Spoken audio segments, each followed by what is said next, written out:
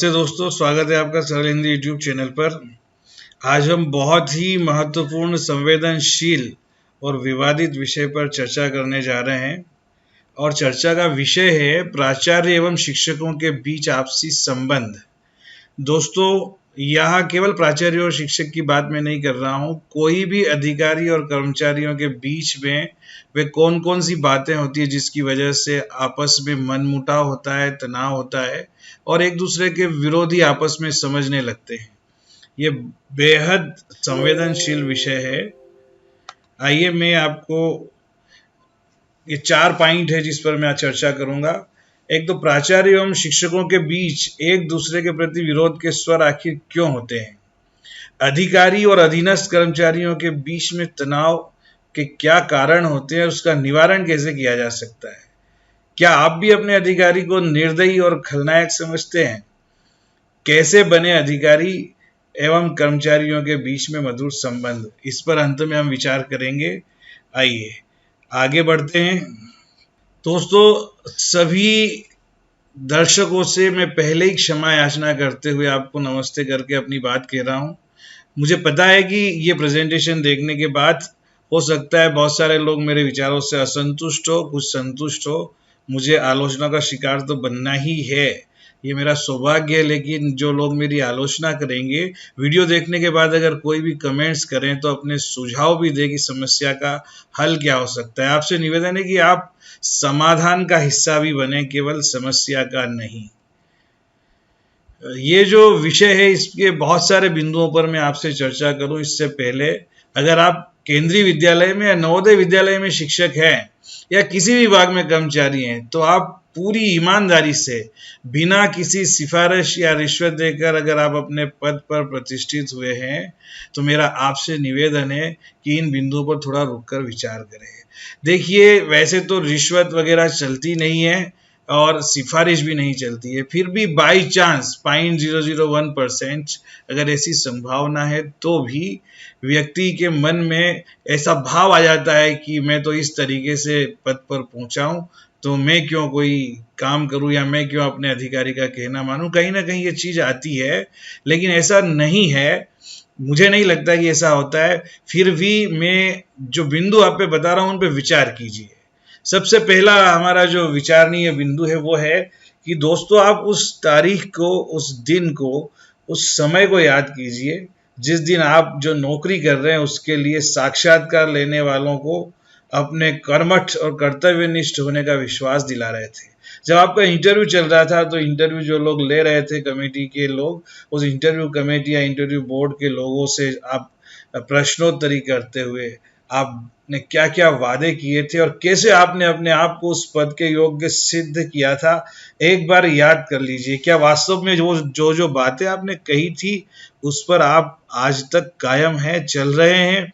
इस पर दोस्तों विचार करना जरूरी है। दूसरे एक और बिंदु पर आपको विचार करना है, वो क्या है कि उस दिन, तिथि और समय को याद करो जब आपको अपॉइंटमेंट लेटर मिला और आप पहली बार अपना जो अधिकारी है उसके सामने आपने अपने कार्य ग्रहण करने के लिए उपस्थिति दी और आपने कार्य ग्रहण किया, नौकरी ज्वाइन की। उस समय आपको डेफिनेटली आपका जो भी प्रिंसिपल है, जो भी अधिकारी है, उसने आपको वर्क एंड बिहेवियर के संबंध में कुछ न कुछ जरूर समझाया होगा, कुछ न कुछ इंस्ट्रक्शन दिए होंगे और आपने भी प्रॉमिस किया होगा कि आप ऐसा ही करेंगे। लेकिन क्या उसके बाद में आपको वो सारी चीजें याद है? क्या आपने उस अधिकारी के विश्वास को, निर्देशों का पालन किया? एक बार फिर दोस्तों विचार कीजिए कि आपकी सेवाएं, आपकी नौकरी कौन कौन से नियमों के अधीन है। उन नियमों को आपने अब तक कितनी बार ठीक ठीक से पढ़ा है। और पढ़ा ही नहीं है कि उसको समझना भी जरूरी है कि उसका जो फीलिंग्स है, उसका ट्रू स्पिरिट है वो क्या है। आपने कितनी बार ऐसा समझा है, इस पर विचार कीजिए और दिल पे हाथ रख के सोचिए कि क्या वास्तव में, अगर आप केंद्रीय विद्यालय के कर्मचारी है तो आपने एजुकेशन कोड और अकाउंट कोड जिसमें आपकी नौकरी है और बहुत सारे सर्कुलर निकलते हैं, वो सारे आपको याद है या आपने बहुत अच्छे से उनको पढ़ा है या उनकी भावनाओं को समझा है। इस पर विचार करना जरूरी है। ऐसे ही हर डिपार्टमेंट के अपना अपना कोड ऑफ कंडक्ट होता है जिसको पढ़ना समझना जरूरी है, बजाय किसी और से राय लेने के। यदि आप सेंट्रल स्कूल के टीचर है तो एक बार फिर से दोस्तों सोचिए कि इसमें एक एजुकेशन कोड है, उसका आर्टिकल है 59। उसमें सभी का नाम तो शिक्षक का है, लेकिन वो सभी पर लागू होता है, शिक्षकों पर अर्थात सभी कर्मचारियों पर। क्या उसमें जो 34-35 बिंदु दिए हुए हैं, क्या हम एक एक बिंदुओं को पढ़ते हैं, समझते हैं और उस पर चलते हैं, हम खरा उतरते हैं क्या उस पर? क्या ऐसे कुछ बिंदु है जो हमें मालूम है कि इन बिंदुओं पर हम खरा नहीं उतर पाते हैं? ये नियम आपकी टीचर्स डायरी में तो हमेशा साथ में रहते हैं, लेकिन आपने अपनी नियुक्ति से आज की तारीख तक एक बार बताइए कि कितनी बार आपने इसको ठीक से पढ़ा है और इन पर चलने की कोशिश की है, या सोचा है कि नहीं यार हमें इस पर चलना चाहिए।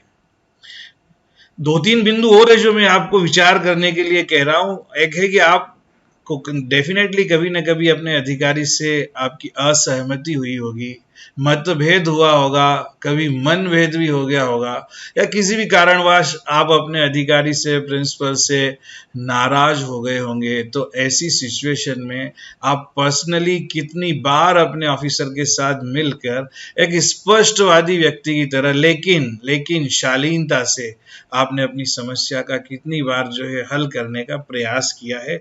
इस बिंदु पर सोचिए कि क्या हो सकता है ये भी एक विकल्प था कि आप अपनी बात बेहद शालीनता से स्पष्ट रूप से कह देते, बिना किसी डर के, बिना किसी झिझक के, बिना किसी संकोच के, विदाउट एनी हेजिटेशन। कितनी बार आपने अपनी बात उनके सामने विनम्रता पूर्वक रखी है? एक और चीज, क्या आप भी ऐसा सोचते हैं कि अब गवर्नमेंट जॉब में आप आ गए हैं, सेंट्रल गवर्नमेंट का जॉब है और अब आपका कोई कुछ बिगाड़ नहीं सकता, आप चाहे जैसा भी व्यवहार करें, नौकरी तो किसी भी तरह से आपकी बनी रहेगी। हम आए, सिग्नेचर कर दिया, जाते समय भी सिग्नेचर करेंगे, सैलरी तो बनी जाएगी। अब बीच में आप काम कैसे भी करें, थोड़ी बहुत लापरवाही भी करें तो चल जाएगा। ऐसे बहुत सारे लोग सोचते होंगे। क्या आप भी ऐसा सोचते हैं दोस्तों? अगर सोचते हैं तो एक और चीज, लास्ट क्वेश्चन मेरा आपसे है, और वो ये है कि आप अपने दिल से एक बार फिर हाथ रखकर पूछिए और बताइए कि क्या वास्तव में अगर बाई चांस आपसे कोई गलती हुई जो ट्रूथ और फैक्ट के अगेंस्ट थी, आपने कितनी बार बिना किसी पर आरोप लगाए, बिना किसी पर उंगली उठाए, खुद रिटर्न में एक्सेप्ट किया कि हाँ आपसे गलती हुई है और आपको क्षमा कर दिया जाए, दोबारा आप ऐसी कोई गलती नहीं करेंगे, या ऐसी भूल हो गई है तो आप दोहराएंगे नहीं? आप बताइए कितनी बार आपने ये साहस, ये हिम्मत रिटर्न में कही है ना? कहते ना कि क्षमा वीरस्य भूषण। क्षमा मांगना कोई आसान बात नहीं है, अपनी गलती स्वीकार करना कोई आसान बात नहीं है, और ये वही कर सकता है जिसके अंदर सत्य को स्वीकार करने का साहस हो और वो चाहता है आगे बढ़ना, कि आगे बढ़ूं ये सब स्वीकार करके। मैं क्यों कह रहा हूं दोस्तों? मैं एक बहुत ही सिंपल लाइफ से एक प्राचार्य के पद पर पहुंचा हूं।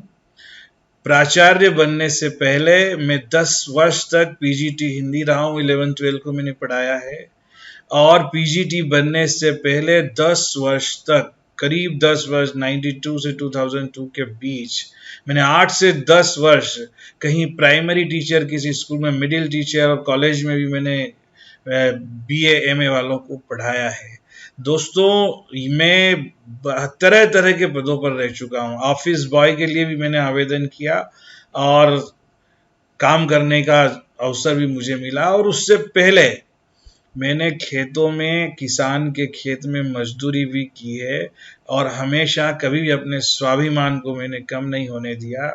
मात्र 50 रुपये महीने के लिए मैंने कई बार होम ट्यूशन भी मैंने पढ़ाई है, और अब बड़ी मुश्किल से मैंने हर परिस्थिति का सामना किया, मेहनत की, परिश्रम किया, अपनी गलतियों को हमेशा स्वीकार किया, जहां जरूरत पड़ी मैंने क्षमा मांगने में कभी परहेज नहीं किया, और धीरे धीरे एक प्राचार्य के रूप में मैं पिछले 8 वर्षों से काम कर रहा हूं।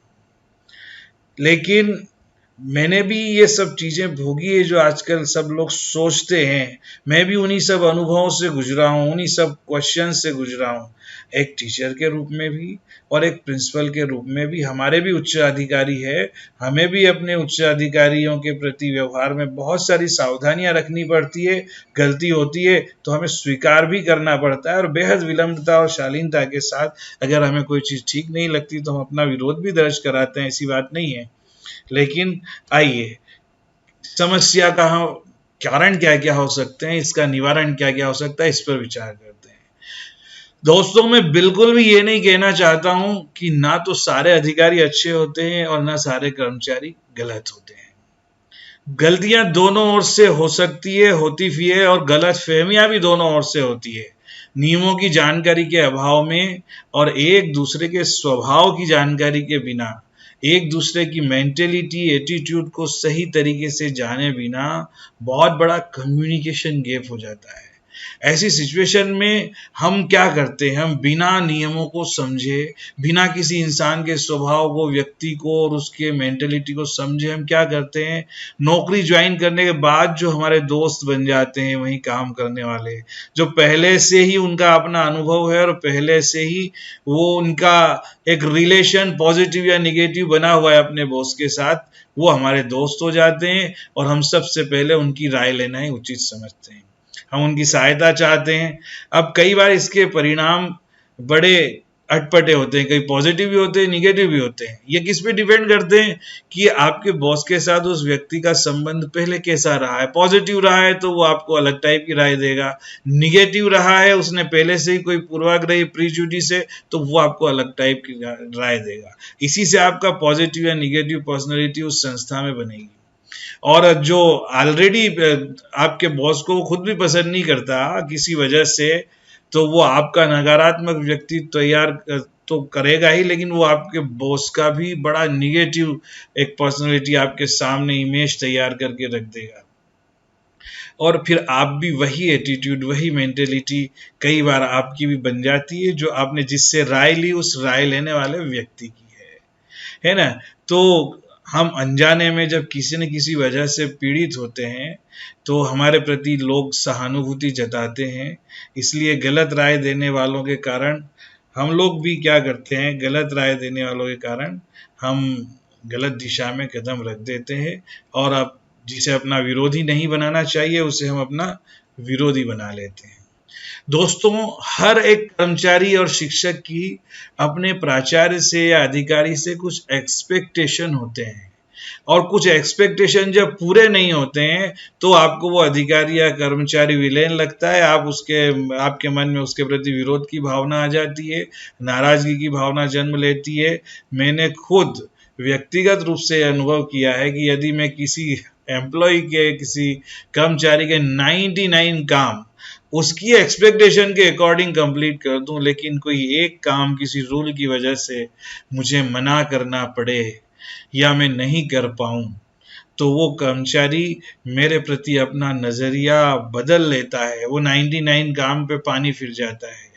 तब मुझे भी दोस्तों, मुझे क्या, कोई भी अधिकारी होगा, उससे बड़ी तकलीफ होती है कि यार मैंने क्या किया ऐसा, मतलब मैं एक काम भी ईमानदार मेहनत से अगर किसी का नहीं कर पाऊं, किसी रूल रेगुलेशंस या एडमिनिस्ट्रेटिव मजबूरियों की वजह से, तो मैं एम्प्लॉय की दृष्टि में अलग इमेज मेरी बना दी जाएगी। दोस्तों, ऐसे में हमें क्या करना चाहिए? क्या वास्तव में वो अधिकारी ठीक कर रहा है या नहीं? उसकी कोई अपनी कोई लीगल मजबूरी है या नहीं है, इस पर हम क्या विचार करते हैं? क्या सारे कार्य हमारे एक्सपेक्टेशन के अकॉर्डिंग ही होना चाहिए? और अगर हमारे सारे काम एक्सपेक्टेशन के अकॉर्डिंग होंगे तो जो बाकी के एम्प्लॉय है, क्या उनके साथ पार्शलिटी नहीं होगी? यदि हम निष्पक्ष रूप से विचार करेंगे तो सच्चाई का दूसरा पक्ष भी हमारे सामने जरूर आएगा और हमारी गलतफहमियां दूर होगी। ऐसी सिचुएशन में हम अधिकारी से व्यक्तिगत रूप से मिलकर हमको स्पष्टतः बात कर लेनी चाहिए। दोस्तों, अपना अधिकारी हो या प्रिंसिपल हो, अगर वो कभी सुझाव पत्र देता है, आपको चेतावनी पत्र देता है, कारण बताओ नोटिस देता है, ज्ञापन दे देता है, तो क्या आप तत्काल अपने अधिकारी को पहले की जो उसने जितनी भी अच्छाई की सारी अच्छाई को भूल के बस आपकी दृष्टि में वो आपका विलेन बन जाता है, आपका विरोधी हो जाता है, आप उसको अपना शत्रु मान लेते हैं और ऐसा ही मानकर ऐसा ही समझकर आप फिर उसका लेटर का जवाब लिखते हैं कि ऐसा है, जिसमें बजाय ट्रूथ और फैक्ट पर हम विचार किए अपने अधिकारी को ही घेरने या गुमराह करने का प्रयास करते हैं। क्या आप मानते हैं कि ऐसा करने से हमारे बीच के संबंध सुधर जाएंगे या आपकी समस्या हल हो जाएगी? इस पर दोस्तों विचार करना बहुत जरूरी है। कोई भी अधिकारी हो या प्रिंसिपल हो, किसी भी स्टाफ मेंबर को न तो जानबूझकर नियम विरुद्ध किसी तरह का ज्ञापन देने का अधिकार रखता है और न कोई भी पत्र प्राप्त होने पर हमें उसे गलत मानना चाहिए। हमें बल्कि उसे सकारात्मक दृष्टि से पहले तो हमें उसे एक्सेप्ट करना चाहिए, फिर उस पे नियम के अनुसार सच्चाई क्या है, फैक्ट क्या है, हमें विचार करना चाहिए। और कभी भी अधिकारी के प्रति डायरेक्ट हमें कोई मेंटेलिटी या एटीट्यूड नहीं बनाना चाहिए कि वो आपको टारगेट बनाकर आपको कोई लेटर दिया गया, ऐसा कुछ भी नहीं है। कई बार इस तरह के पत्र दोस्तों नियमों की ओर ध्यान आकर्षित करने के लिए भी दिए जाते हैं, जिससे आप अपने सर्विस से रूल रेगुलेशंस को जानकर उसका पालन करना सीखें। कई बार इस तरह के लेटर आपको सावधान करने के लिए भी दिए जाते हैं कि फ्यूचर में इस तरह की कोई गलती आप न करें और अगर दोहराएंगे तो आपका कोई बड़ा नुकसान नहीं हो जाए। कई बार ऐसे पत्र रूटीन के तहत भी दिए जाते हैं, ये जानने के लिए कि कार्य कितना पूर्ण हुआ है, कितना इनकम्प्लीट है। बहुत सारे पक्षों के प्रमाण आवश्यकता पड़ने पर हायर अथॉरिटी को भी प्रिंसिपल को या किसी अधिकारी को देना पड़ते हैं। और कई प्रकार की चीजें जो है, कुछ निर्देश होते हैं, कुछ प्रशिक्षण आपके अधिकारी को दिए गए होते हैं, उसके तहत भी अधिकारी को इस तरह के पत्र देना पड़ते हैं। मैं तो आपको बता दूं, जो आपको अपॉइंटमेंट लेटर मिला था उसका नाम भी मेमोरेंडम था। आपको फ्यूचर में कोई अप्रिसिएशन लेटर मिलेगा, वो भी मेमोरेंडम होगा, वो भी ज्ञापन होगा। आपका प्रमोशन मिलेगा तो भी उसे भी ज्ञापन कहेंगे। फिर कोई पत्र आपको दिया है जिसपे ज्ञापन लिखा है, तो उससे भयभीत होने की क्या जरूरत है? बिल्कुल भी जरूरत नहीं है। बल्कि ऐसे पत्र मिलने से, उनको समझने से और उसका एक बहुत अच्छी शैली में जवाब देने से आप धीरे धीरे नियमों को जानने लगते हैं, आपकी ड्राफ्टिंग क्वालिटी बढ़ती है और आप अपने अधिकारी के साथ निष्पक्ष होकर, निसंकोच निडर होकर अपनी बात करने का साहस कर पाते हैं और करना चाहिए। लेकिन दूसरों के जवाब प्रेजेंट नहीं करना चाहिए। ज्यादातर होता क्या है, लोग किसी उस्ताद के पास जाते हैं, किसी राय साहब के पास जाते हैं और जाकर उनका जवाब लिखवाते हैं। फिर वो जवाब आपके मेंटेलिटी के हिसाब से नहीं लिखता है, वो बॉस को या आपके प्रिंसिपल को या अधिकारी के प्रति उसके क्या संबंध है, उसको बिगाड़ना है या सुधारना है, वो उस दृष्टि से जवाब बताएगा। और जो जवाब बताएगा फिर वो आपके फेवर में जाए या अगेंस्ट, आप उसके जिम्मेदार हो जाएंगे। इसलिए हमें उस पत्र की भाषा को समझना चाहिए, उसका भाव क्या है, उसमें फैक्ट क्या है, पॉजिटिव वे में हमें विचार करना चाहिए और सच्चाई को ध्यान में रखते हुए शालीनता पूर्वक अच्छी भाषा में उसका जवाब देना चाहिए और अधिकारी पर आरोप लगाए बिना, है ना। निश्चित रूप से आपका कोई नुकसान किसी भी स्थिति में अधिकारी नहीं कर सकता। अगर आप ईमानदारी से, अगर भूल भी हो गई है तो उसे एक्सेप्ट करते हुए सॉरी फील कर लें। या हमेशा ध्यान रखिए कि पहले भी कहा है मैंने, क्षमा वीरस्य भूषणम, सॉरी बोलना, माफी मांगना, ये किसी कमजोर का नहीं, एक साहसी व्यक्ति का काम होता है। अगले पॉइंट पर दोस्तों विचार करते हैं, आपको कभी महसूस होता है कि आपके अधिकारी या कर्मचारी द्वारा आपका नुकसान कर दिया है, उसने आपका नुकसान कर दिया है, पर्सनली आपको परेशान किया है, आपको या ज्यादा परेशान और कर सकता है, ठीक है ना। तो आप देखिए, हर डिपार्टमेंट में नीचे से ऊपर तक हर डिपार्टमेंट में एक शिकायत निवारण प्रकोष्ठ होता है, जिसे हम ग्रीवियंस सेल कहते हैं, ग्रीवियंस कमेटी भी होती है, पीड़ा निवारण समिति भी उसको कहते हैं। आप जो भी उसका आपका दोस्त हो या विरोधी, जो भी इंचार्ज हो, आप उससे पर्सनली बात करें। पहले अपनी बात मौखिक में रखें, जरूरत पड़े तो लिखित में रखें। और आपकी संस्था के लेवल पर आप अपने अधिकारी से बात करें और आपकी पीड़ा का शमन फिर भी नहीं होता, फिर भी आपकी तकलीफ दूर नहीं होती, तो डेफिनेटली आप प्रॉपर चैनल के थ्रू आप और जो आपके अधिकारी से भी और उच्च अधिकारी है उसके पास जाकर अपनी बात रख सकते हैं, आवेदन कर सकते हैं, लेकिन हर चीज थोड़ा सा शालीनता की भाषा में होना चाहिए। ठीक है, तो डेफिनेटली अगर आपकी बात में कोई दम होगा, कुछ फैक्ट होंगे, तो आफ्टर इंक्वायरी आपके साथ बिल्कुल नेचुरल जस्टिस किया जाएगा, ये मेरा पक्का विश्वास है। मैंने भी कई बार इस तरह की कोशिश की और मेरे साथ जस्टिस हुआ। कई बार डाउट हो जाते हैं, कई बार हम फैक्ट अच्छी तरह से अपने अधिकारी के पास नहीं रख पाते, लेकिन जब हम अपील करते हैं और उच्च अधिकारी को, तो वहां हम अलग टाइप के फैक्ट रखते हैं, कई बार और चीज हमारे ध्यान में आती है, तब हमारे साथ नेचुरल जस्टिस होता है। इसलिए किसी भी प्रकार से संकोच की तो जरूरत ही नहीं है। एक और बहुत इंपॉर्टेंट बात है दोस्तों, कि अगर कोई अधिकारी आपकी लीव एक्सेप्ट नहीं करता है तो हम नाराज हो जाते हैं, और लीव एक्सेप्ट कम कर देता है या ज्यादा नहीं कर पाता है या किसी वजह से आपको बढ़ाता नहीं है आपके अवकाश के दिन को, तो हम उसके बारे में बहुत अलग राय बना लेते हैं। तो मेरी आपको एक सजेशन है कि लीव रूल 1972 जो है उसका अध्ययन हर स्टाफ मेंबर को, चाहे किसी भी डिपार्टमेंट का हो, उसको अध्ययन करना चाहिए। सेंट्रल गवर्नमेंट और स्टेट गवर्नमेंट के रूल लगभग मिलते जुलते हैं, है ना। तो कई बार प्राचार्य हो कोई अधिकारी नाराज हो जाते हैं, अवकाश स्वीकृत नहीं किया। अगर आपने लीव 72 पढ़े हैं तो दोस्तों कई बार आपको पता लगेगा कि स्टाफ की कमी होने की वजह से, किसी प्रशासनिक कारण की वजह से, संस्था को सुचारू रूप से चलाने में क्या परेशानी हो सकती है, इस वजह से, ऐसे अनेक कारण होते हैं जो रूल के अंतर्गत आते हैं। उन्हीं का ध्यान में रखते हुए कई बार अधिकारी लोग अवकाश स्वीकृत नहीं कर पाते। एक साथ बहुत सारे आप ही के दोस्त उनके पास छुट्टी लेने आ जाते हैं, आपको तो पता नहीं कि उनके पास कितनी एप्लीकेशंस रखी हुई है और किस किस सिचुएशन में लोगों ने छुट्टी मांगी है, और किसकी छुट्टी प्रायोरिटी पूर्वक देना चाहिए, किसकी नहीं देना चाहिए, ये अधिकार तो आपके डीडीओ का है। तो डेफिनेटली आप अपनी बात को ईमानदारी से रखें और सारे वैकल्पिक विचार करने के बाद ही आप कोई राय बनाएं। लेकिन देखिए, ये 1972 लीव रूल का अगर उल्लंघन किया तो छोटी छोटी बातों में आपकी सर्विस ब्रेक हो सकती है। सर्विस ब्रेक भी कई प्रकार के होते हैं, आपकी पिछली सारी सर्विस को जीरो माना जा सकता है, और आप अगर इस रूल का उल्लंघन करके और आपने स्टेशन लीव की तो आपका डाइजनान हो सकता है। ये सारी चीजें अभी आपको पता नहीं चलेगी, जब आप रिटायर्ड होंगे, जब आपकी पेंशन तय होगी, जब और सारी चीजें रिटायरमेंट के साथ तय होती है, तब आपकी पूरी सर्विस बुक खंगाली जाएगी, पूरी सर्विस खंगाली जाएगी।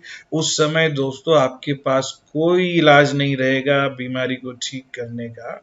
इसलिए बहुत सावधानी रखकर अपने अधिकारी के साथ निसंकोच रूप से बात करके ही हमें नियमों का पालन करना चाहिए और लीव रूल पे स्पेशली हमें ध्यान देना चाहिए।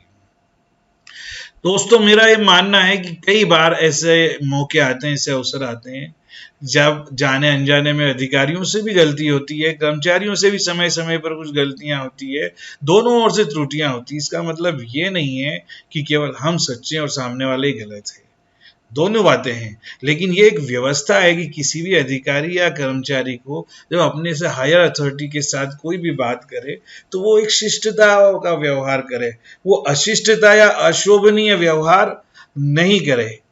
ये आपको ध्यान रखना चाहिए, और कोई भी कार्य बिना अनुमति के नहीं करना चाहिए।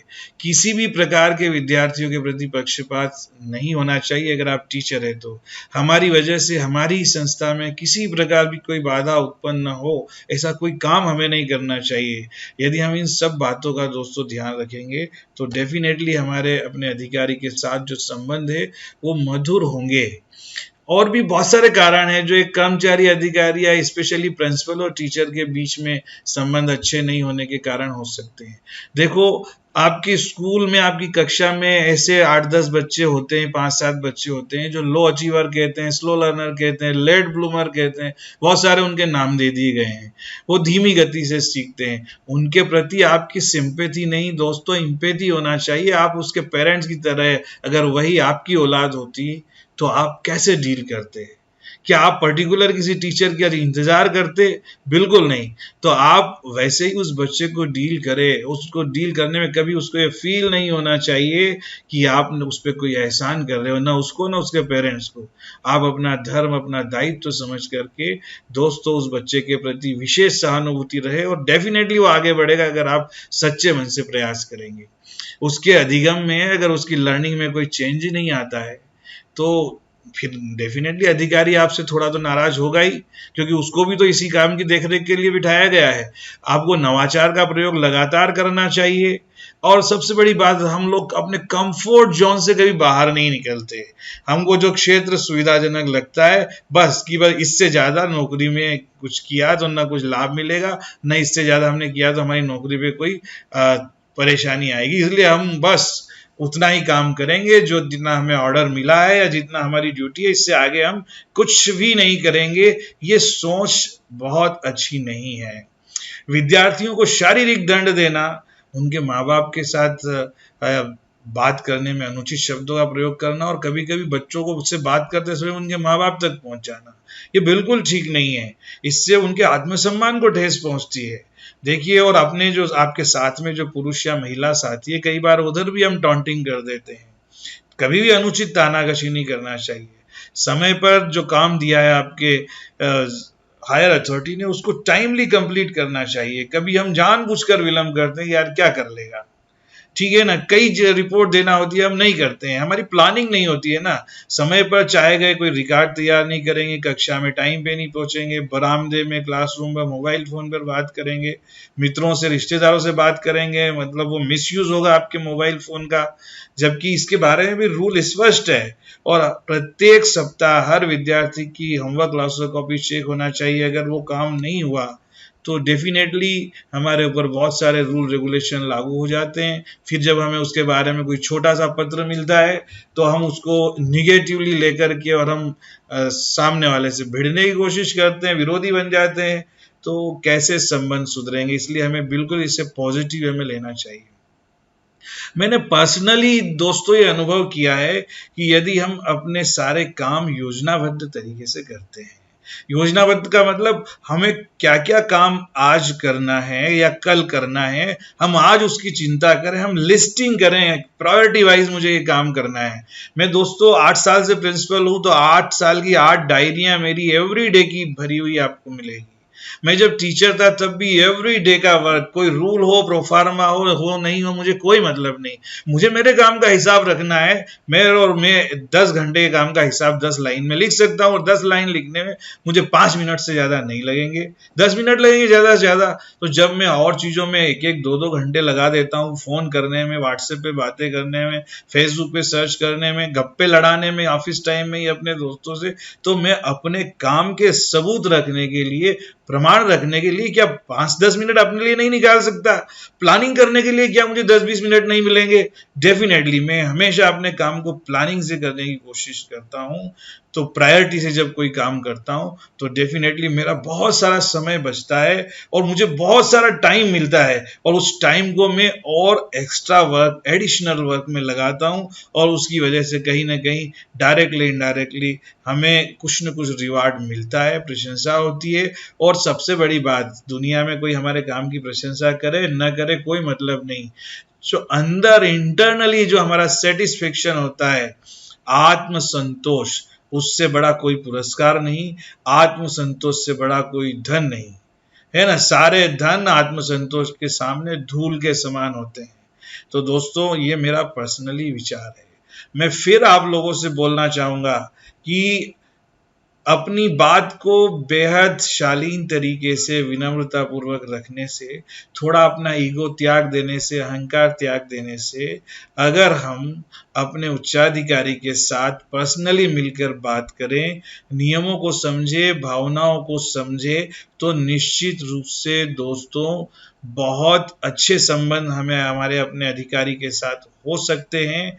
इसमें कोई वो नहीं। और फिर मेरा फोन नंबर सार्वजनिक है, मेरा यूट्यूब चैनल सार्वजनिक है, मैंने कई बार फेसबुक पर अपने फ़ोन नंबर अपलोड किए हैं कि किसी तरह की कोई भी प्रॉब्लम हो तो मुझसे बात करें, मुझसे जितनी सहायता हो सकेगी मैं करूँगा। देखो, मैं बहुत स्ट्रिक्ट भी हूँ जहाँ पर होना चाहिए, लेकिन इसका मतलब नहीं है कि नारियल के अंदर जो है पानी नहीं होता। हृदय से मैं कई बार अतिरिक्त भावुक हो जाता हूँ और मेरे पास जब फ़ोन आते हैं तो मैं पूरी मदद करता हूँ। करीब-करीब 1000 से ज़्यादा लोगों ने पिछले साल में मुझे टीचर्स ने फ़ोन किए, प्रॉब्लम बताई। मैंने उनके मेमोरेंडम के जवाब तक बना के दिए, उनकी एप्लीकेशन तक टाइप करके मैंने दे दी। मुझे इतना टाइम कहाँ से मिल जाता है? भाई, मेरे स्टाफ में तो 25-30 लोग हैं, उनमें से भी कई लोग मुझसे संतुष्ट होते हैं, कई लोग नहीं होते हैं, लेकिन मैं उसके बावजूद भी 1000 लोगों की मदद कर सकता हूँ। तो क्या मेरे स्टाफ का व्यक्ति मेरे पास आएगा अपनी समस्या को लेकर के, तो मैं उसकी मदद नहीं करूँगा? डेफिनेटली मैं हर किसी की मदद करने के लिए तैयार हूँ, मेरे अनुभव और मेरे अधिकार क्षेत्र में जहाँ तक मैं कर सकता हूँ। तो दोस्तों, मैंने जो आपको सारी बातें बताई, मेरा अपना पर्सनल एक्सपीरियंस है, ये मेरे अपने पर्सनल विचार है, और आप इसे माने न माने ये आप अपना अच्छा बुरे का ध्यान रखते हुए अपने स्व विवेक से निर्णय ले। इनको कोई चीज ना, और खुद नियम जाने, खुद नियम पढ़े, और आपको स्वयं से ज्यादा दूसरा दुनिया में कोई नहीं जानता। आप खुद ही अपने को जितना जानते हैं उससे ज्यादा दूसरा कोई जान नहीं सकता, और हर इंसान को मालूम होता है कि वो कहाँ कितना गलत है, कितना सही है। तो दोस्तों, मैंने एक छोटा सा प्रयास किया, कई बार मेरे मन में ये बात आई कि मैं ये अपनी बात लोगों के सामने रखूं, तो मेरा मन हुआ, मैंने ये बात की, और ये मेरा अपना व्यक्तिगत विचार है। आप लोगों से रिक्वेस्ट है कि आप कोई भी निर्णय लें तो स्वयं का भला बुरा सोचें, नियमों को पढ़ें और एज पर रूल काम करें। Thank you very much. नमस्ते, धन्यवाद। कभी भी आपको कोई शंका है तो मुझसे संपर्क जरूर करें, मैं आपकी सेवा में उपस्थित रहूंगा। धन्यवाद। जय भारत, जय हिंद।